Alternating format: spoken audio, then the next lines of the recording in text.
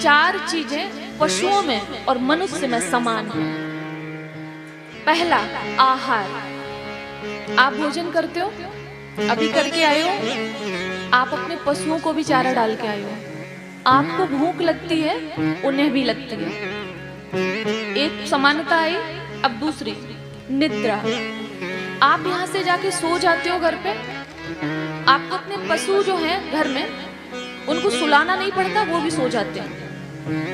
आप जाते हो तो सोते मिलते होंगे ज्यादातर। एक शब्द में समझिए, पशु सोते हैं कि नहीं, बस इतना बता दो। सोते हैं। दो समानता मैच हुई, आहार और निद्रा। तीसरा, भय। आपको डर लगता है? डर लगता है कि नहीं? अंधेरा हो तो डर लग जाता है, कोई स्वप्न हम देख लेते तो डर लग जाता है। और जब आप अपने पशुओं को डंडा दिखाते हो, वो डरते हैं कि नहीं? समानता हुई। चौथा, आप माता पिता हो, आपके बच्चे हैं, है कि नहीं? सभी के बच्चे हैं कि नहीं है? पशुओं के बच्चे हैं।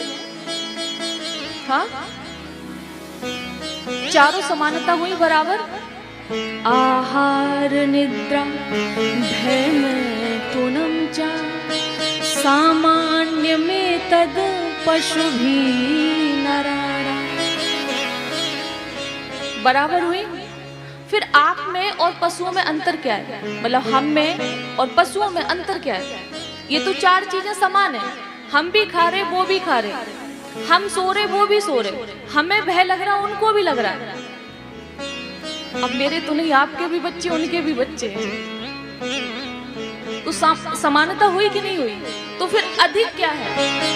धर्मो हि तेषां अधिको विशेषा और धर्मेणहीना पशु भी समान। शास्त्र कह रहे हैं एक धर्म है, वो पशु नहीं कर सकता। धर्म पशु नहीं कर सकता, धर्म मानव कर सकता है। आप में से किसी की भैंस बैठी कथा सुनने को? हाँ, अरे बताओ, क्यों? उनको ज्ञान नहीं है, वो कथा नहीं सुन सकते? कितने लोगों का व्रत है नवरात्रि का, बताओ? आपके घर के पशुओं ने व्रत रखा है? नहीं, क्योंकि उनको ज्ञान नहीं है, वो व्रत नहीं रख सकते।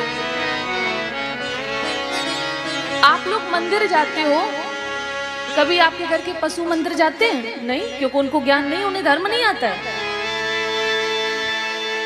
तो धर्म कौन कर सकता है? मनुष्य। आप कथा में बैठे हो, आप मंदिर जाते हो, आप उपवास करते हो, आप तीर्थों में जाते हो, ये सब करते हो, पशु तो नहीं करते ना।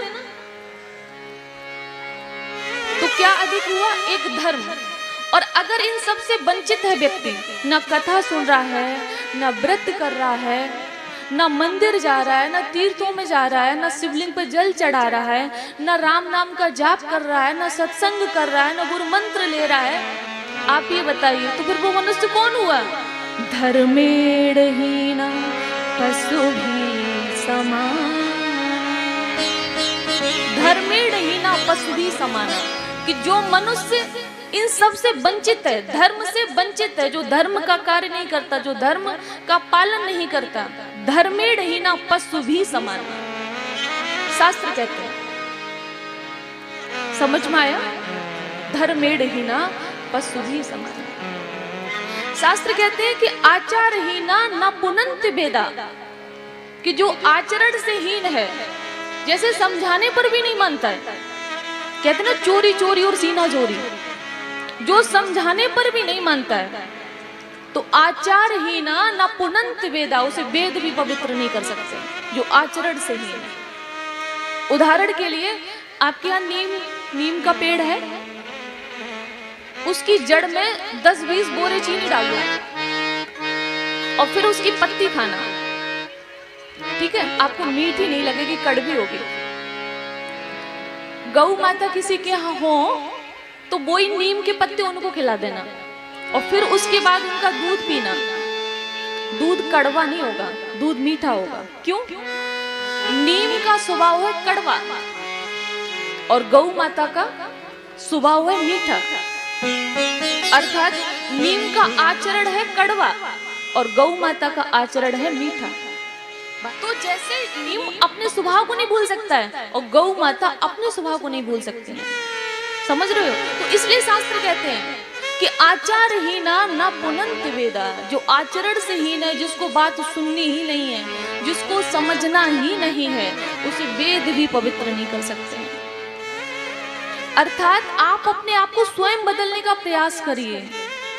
शास्त्र या मैं या कोई भी जिनके पास आप बैठोगे, जो हरि के भक्त है, जिनको थोड़ा भी ज्ञान है, टूटा फूटा जैसे मुझे है, इतना भी जिसे ज्ञान है, वो आपको समझाने का प्रयास करेगा, लेकिन समझना आपको होगा।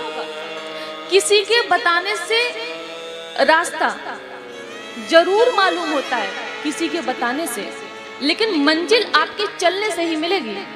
जब आप उस रास्ते पे चलोगे तब मंजिल तक पहुंचोगे।